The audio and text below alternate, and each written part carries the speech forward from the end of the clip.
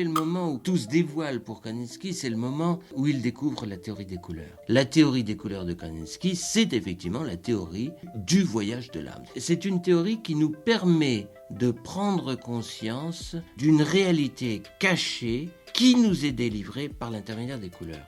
D'expérience en expérience, il va prendre conscience de la nécessité de l'abstraction. Et à ce moment-là, se pose cette question angoissante, qu'est-ce qui doit remplacer l'objet ? Non pas qu'il ait peur, il n'a pas peur, mais il se pose la question de droit. Moralement, à quoi doit-on attribuer le droit de remplacer l'objet ? Ce qui implique naturellement une exploration philosophique très approfondie. Et c'est à ce moment-là que va se poser la question du point de départ. Bon, le point de départ, le premier, c'est la couleur, parce que la couleur est le donné.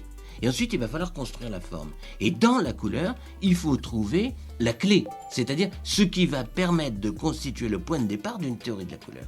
Et là, à ce moment-là, sa réponse est absolument formidable, parce que sa réponse, ça va être de dire, le point de départ, ce sont les qualités. Chaud, froid, clair, sombre.